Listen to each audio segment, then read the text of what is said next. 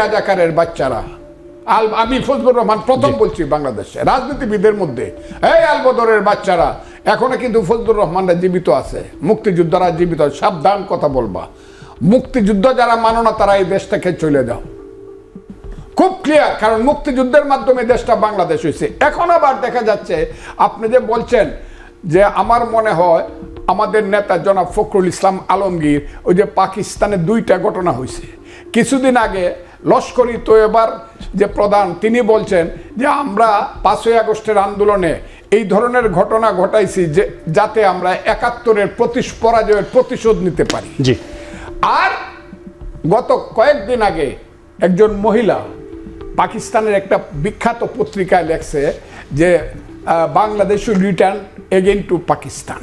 আপনি দেখেন, এবং সেইখানে কতগুলা জিনিস, গোলাম আজমের ছেলে কিভাবে প্রধান সেনাপতি হওয়া উচিত, এবং গোলাম আজমের ছেলেকে যেভাবে বঞ্চিত করা হয়েছে, এইসব রাজাকারের বাচ্চারা, আমি আবারও বলছি এইসব রাজাকারের বাচ্চারা, যে আমি বললাম আলবদরের বাচ্চারা, গোলাম আজম হল বাংলাদেশের সবচেয়ে কুখ্যাত দালাল এবং আলবদর সৃষ্টির প্রধান হুতা। প্রথম যে লোকটা টিক্কা খানের সঙ্গে দেখা করছে, আমি প্রমাণ ছাড়া কথা বলি না, বাংলাদেশে 25শে মার্চের পরে যে লোকটা প্রথম দেখা করছে টিক্কা খানের সাথে, যে ঠিক কাজ করছেন, আমরাও আপনার সাথে আছি, সেই লোকটার নাম হলো গোলাম আজম। 2 নম্বর দেখা করছে খাজা খয়রুদ্দিন, 3 নম্বর দেখা করছে ফজলুল কাদের চৌধুরী, 4 নম্বর দেখা করছে নুরুল আমিন। তৎকালীন সময়ে সেই 1 নম্বর দালাল এবং কুখ্যাত দালাল গোলাম আজম, যারা পরাজিত হওয়ার পরে মধ্যপ্রাচ্যে এবং বিদেশে গিয়ে বাংলাদেশের নামে কুখ্যাতি ছড়াইছে, বাংলাদেশকে অন্ধকার করে দিছে যাতে বাংলাদেশকে কেউ স্বীকৃতি না দেয়, সাহায্য না করে, মুসলিম দেশগুলোকে গিয়া বলছে যে এটি ইন্ডিয়া দখল করে, বলছে এটা হিন্দুস্তান হয়ে গেছে, এইগুলা করে বাংলাদেশকে যারা কলঙ্কিত করছে, মসিম লিপ্ত করছে, সেই সব গোলাম আজমের ছেলেরা এখন আবার বাংলাদেশের প্রধানমন্ত্রী হবে, যেখানে তার বয়স হয়েছে 68 বছর, সে রিটায়ারমেন্টে চলে, এখনকার সরকার তাকে সব কিছু রিটায়ারমেন্টে দিছে এবং বলছে পাকিস্তান থেকে এটা নিশ্চয়ই বাংলাদেশ পাকিস্তানে ফেরত আসবে। সেই কারণে আমার ধারণা আমাদের নেতা জনাব ফখরুল ইসলাম আলমগীর সাহেব এই কথাটা বলছেন। তবে একটা কথা বলি, পূর্বের সূর্য পশ্চিমে উঠতে পারে, পৃথিবীর মানচিত্র পরিবর্তন হতে পারে, কিন্তু 71-এর বাংলাদেশ কোনোদিন আলবদর রাজাকারদের মাধ্যমে দেশটা পাকিস্তান হবে না। আমি আরো কিছু কথা বলবো, এটা হবে না। আমি আসবো আপনার কাছে, আমি যেতে চাই একটু। জি জি, মাসুদ কামাল আমাদের সাথে কথা বলছিলেন, সিনিয়র আইনজীবী ফজলুর রহমান, মুক্তিযোদ্ধা, বিএনপির চেয়ারপারসন উপদেষ্টা। আপনার কাছে আমার একটু জানার ইচ্ছা, যেহেতু সে 71 নিয়ে বলে, আপনি নির্বাচন নিয়ে একটু বলেন যে স্বরাষ্ট্র উপদেষ্টা, পরিবেশ উপদেষ্টা, আইন উপদেষ্টা এবং প্রধান উপদেষ্টার প্রেস সচিব বলেছেন যে প্রধান উপদেষ্টার প্রতিশ্রুতি যে দিয়েছেন যে ফেব্রুয়ারির মাঝামাঝি নির্বাচন হবে বা ওই সময়ে সেখান থেকে পিছিয়ে আসার কোনো সুযোগ নাই, কিন্তু এনসিপি ওনারা বলছেন যে ফেব্রুয়ারিতে নির্বাচন হবে না। এবং গত কয়েকদিন আগে একটি প্রোগ্রামেও নাসিরুদ্দিন পাটোয়ারি উনি বললেন যে ডক্টর ইউনূস তাদের সাথে গাদ্দারি করেছেন, তিনি বেঈমান। মানে বিষয়টা কেমন হলো?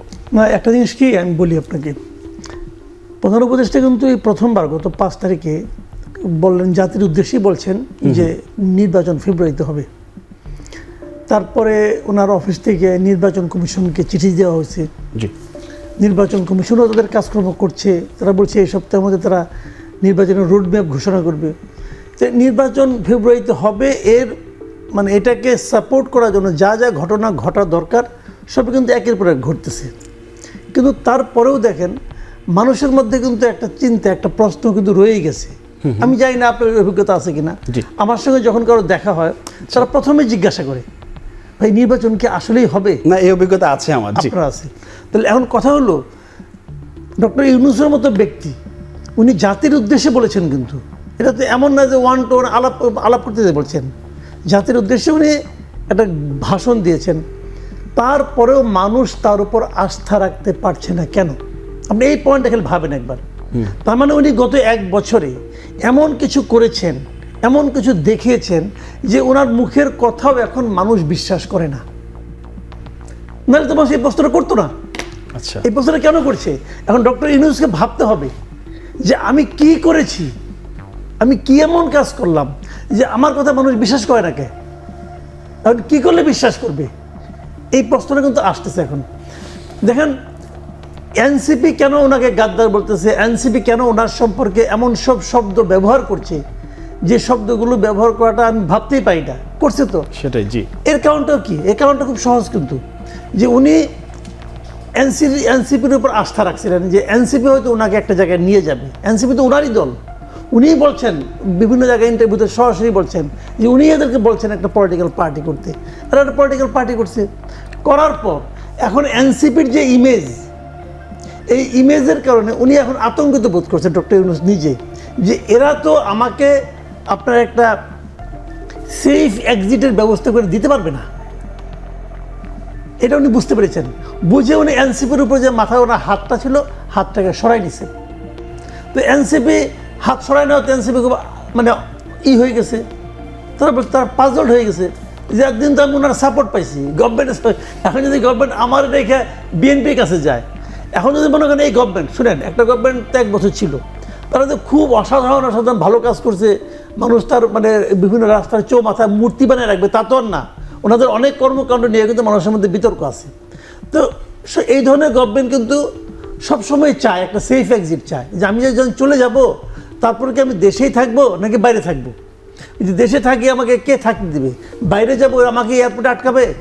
111 গভর্নমেন্টের সময় রাখেন, 111 গভর্নমেন্টের যারা ছিল, যারা নাকি কুশীলভ ছিল, তাদেরকে কিন্তু আওয়ামী লীগ একটা সেফ এক্সিটের ব্যবস্থা করে দিয়েছিল।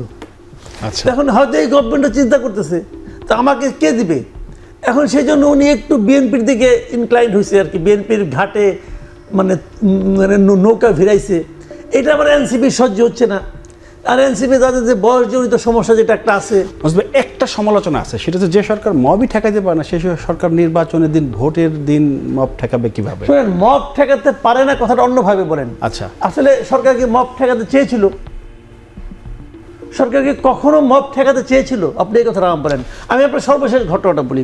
এই 32 নম্বর যেদিন ভাঙলো আগের বার, আচ্ছা, 32 নম্বর ফেরানোর জন্য কি সরকার চেষ্টা করছিল? কয় নাই তো।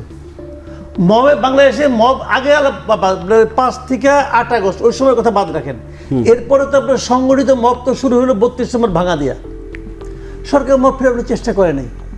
এবং সর্বশেষ এবার 15 আগস্ট যে ঘটনাগুলো ঘটলো, একজন রিক্সাওয়ালা গেলো ফুল দিয়ে, তাকে ধরে পিটালেন, একজন মহিলা গেলো, মহিলাকে ধরে আপনারা বেজ্জতি করলেন, অনেক কিছু করলেন। সরকারকে ফেরানোর চেষ্টা করছে। আচ্ছা, রিক্সাওয়ালা কথাটা ধরেন, রিক্সাওয়ালা একজনকে ফুল দিতে গেছে, উনি তো কোনো পলিটিক্যাল ওয়ার্কার না, পলিটিক্যাল পার্টির লিডার না, উনি কি আওয়ামী লীগের বর্তমান সভাপতি? তা তো না, উনি একজন রিক্সা চালক। উনি একটা ফুল নিয়ে গেছেন, উনাকে ওখানকার লোকজন ধরে মানে মব আক্রান্ত হলো, সে তাকে ধরে চড়থাপড় মারলো, গণপিটুনি দিল। পুলিশ কাকে ধরে নিয়ে গেলো? রিক্সাওয়ালাকে, যে মার খেলো তাকে ধরে নিয়ে গেলো। অন্যদেরকে ধরছে, যারা ধরছে। স্বরাষ্ট্র উপদেষ্টা বলেছিলেন যে 15 আগস্ট ফুল দেয়া যাবে কি যাবে না এরকম কোনো নির্দেশনা কিন্তু ছিল না, কিন্তু ওদিকে আপনার প্রেস সচিব যে বলছে ফুল দেওয়া যাবে না। আবার প্রেস সচিব ওখানকার ধানমন্ডি পুলিশ তো আমি বলতে শুনছি, ধানমন্ডি পুলিশ বলছে তারা প্রেস সচিবের নির্দেশনা অনুযায়ী তারা চলতেছে। প্রেস সচিব তো গভর্নমেন্ট, এটা বিরাট গভর্নমেন্ট। সে আসবে, আমি যেতে চাই একটু ফজলুর রহমান আপনার কাছে। সেটি হচ্ছে যে আপনি একজন মুক্তিযোদ্ধা, সেই হিসেবে আমি মুক্তিযুদ্ধের প্রশ্ন নিয়ে কথা বলতে চাই। মুক্তিযুদ্ধ, আওয়ামী লীগ এবং বঙ্গবন্ধু শেখ মুজিবুর রহমান, এই 3টি বিষয় কি এক সূত্রে গাঁথা, নাকি এই 3টি বিষয়কে আলাদা রাখার দরকার ছিল? প্রশ্নটা এজন্যই করছি যে স্বাধীনতা পূর্ববর্তী এবং স্বাধীনতা পরবর্তী বঙ্গবন্ধুর যে ভূমিকা, সেই ভূমিকাকে এই 24-এ এসে নতুন করে বয়ান দেওয়া হচ্ছে, নতুন ন্যারেটিভ তুলে ধরা হচ্ছে। এইটার জন্য কি শেখ হাসিনা একাই দায়ী, না আওয়ামী লীগ পুরো দায়ী? আপনি খুব একটা কঠিন প্রশ্ন করেছেন। এক হলো মুক্তিযুদ্ধ, 2 বঙ্গবন্ধু, 3 আওয়ামী লীগ, এই 3টা কথা আপনি জিজ্ঞাসা করছেন। এর আগে আরেকটা কথা আছে, সেটা হলো স্বাধীনতা সংগ্রাম। স্বাধীনতা সংগ্রামের নির্যাস হইল মুক্তিযুদ্ধ, 9 মাস। কেন আমরা 9 মাসকে মুক্তিযুদ্ধ বলি? এর আগেরটাকে কিন্তু মুক্তিযুদ্ধ বলি না, কারণ জমিটা আমারই ছিল। 9 মাসে এই জমিটা CSRS আমার ছিল এবং আমরা এটা মুক্ত করছি 9 মাসে। আমরা করেছি নতুন যে মুক্তিযুদ্ধ। আর হলো স্বাধীনতা সংগ্রাম। স্বাধীনতা সংগ্রামের কিন্তু বাঙালির 1000 বছরের স্বাধীনতার সংগ্রাম। এই বাংলায় ছিল পৃথিবীর শ্রেষ্ঠ দেশের একটা, এইগুলো আমি বলবো না, আপনার সময় হবে না, কেউ শুনতেও চায় না। পৃথিবীর একটা শ্রেষ্ঠ দেশ, যে কারণে বলা হতো সোনার বাংলা। এখানের কাপড়, এখানের ফল, এখানের ধান, এখানের পাট, এগুলা সারা পৃথিবীর জন্য। দক্ষিণ পূর্ব এশিয়া একটা মাত্র টাকার কারখানা ছিল, টাকা ছাপানো নিল মহাতব চাঁদ জগৎ শেঠ। এ হলো বাংলা। সেই বাংলাকে লুণ্ঠন করার জন্য ব্রিটিশরা, আমি সব মুঘল পাঠান বাদ দিলাম, ব্রিটিশরা আসলো। ব্রিটিশরা এসে মির্জাফরের কেস কনভিন্স করলো, মির্জাফরের বিশ্বাসঘাতকতায় এবং রবার্ট ক্লাইভের চক্রান্তে এবং ব্রিটিশদের চক্রান্তে, ইস্ট ইন্ডিয়া কোম্পানির চক্রান্তে বাংলা পরাধীন হয়ে গেল তখনকার মতো করে। আমি তখনকার 1757 সনের সেই যে বাংলা পরাধীন হয়ে গেল, পরাধীন হওয়ার পরে একে একে দেখা গেল 1773 সনে দুর্ভিক্ষ হইল, মহা দুর্ভিক্ষ, 1/3 লোক মারা গেল। অনেকে বলে 74-এ অনেক দুর্ভিক্ষ হয়েছে, কিন্তু 1/3 লোক মারা গেল 1773 সনে। 57 সনে ব্রিটিশরা দেশ নিল, আর 73 সনে 1/3 লোক বাংলায় মারা গেল, মহামন্বন্তর। ঠিক আছে, সেই ব্রিটিশরা যে শোষণ করতে করতে তারা টাকা নিয়ে গেল, গোল্ড নিয়ে গেল স্টিমারে এবং লন্ডন শহর করলো। তারাই এত বড় পৃথিবীর শ্রেষ্ঠ দেশ হলো, এটা কিন্তু বাংলার সম্পদের একটা বিরাট অংশ আছে। সেই বাংলা যে দরিদ্র হলো, দরিদ্র হওয়ার পর কি হইলো, নীল সাহেবরা আসলো, নীল চাষ করাইলো, অত্যাচার করলো, খাজনা দেও, টাকা দেও, পয়সা দেও। এই অত্যাচারে জর্জরিত হয়ে বাংলার মুসলমান মায়েরা নামাজ পড়ে খুদার কাছে বলেছে, হে খুদা, আমাদের কেমন সন্তান দাও, যে সন্তান বিদেশিদের হাত থেকে আমাদেরকে স্বাধীনতা দিবে।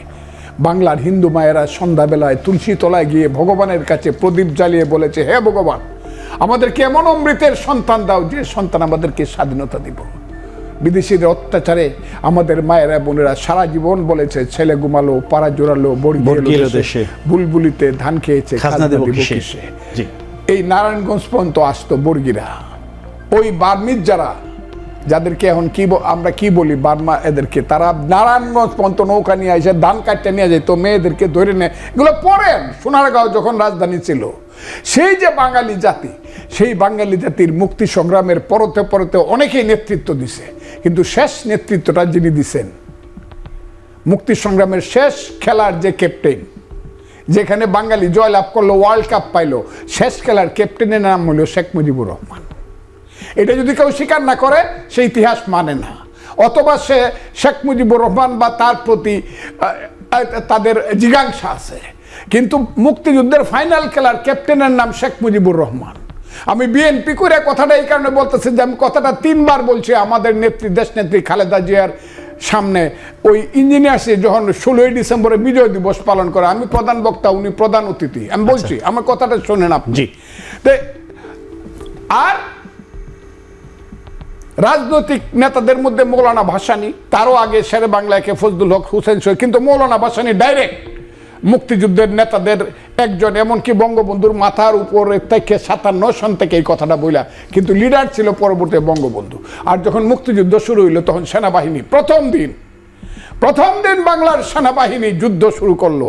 ওই পিলখানাতে বলেন, আর রাজারবাগে বলেন, আর জিয়াউর রহমানের সেই 27শে March, I Major Zia do hereby declare the independence বলেন, on behalf of our great leader Bangabandhu Sheikh Mujibur Rahman. সেই খালেদ মুশারফের, মেজর হায়দারের ইতিহাস আমি আজকে বাঙালি জাতিকে বলবো, হে বাঙালি জাতি, ঘুমায় থাকো কেন, পরাধীন হয়ে যাবা।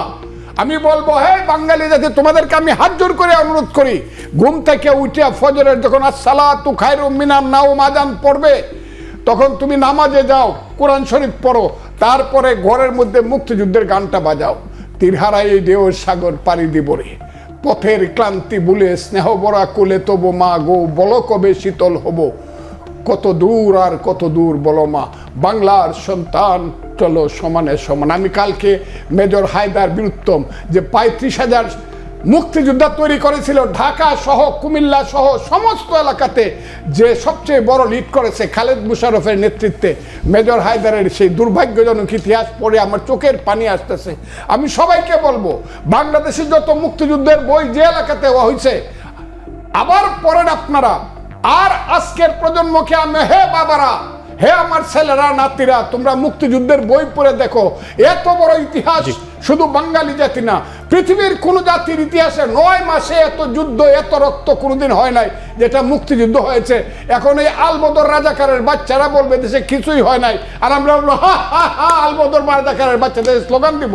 নো, এই দেশে মুক্তিযুদ্ধ থাকতে হবে, 71 থাকতে হবে এবং থাকবে ইনশাল্লাহ। আমি কথাটা এটা বলছি। জি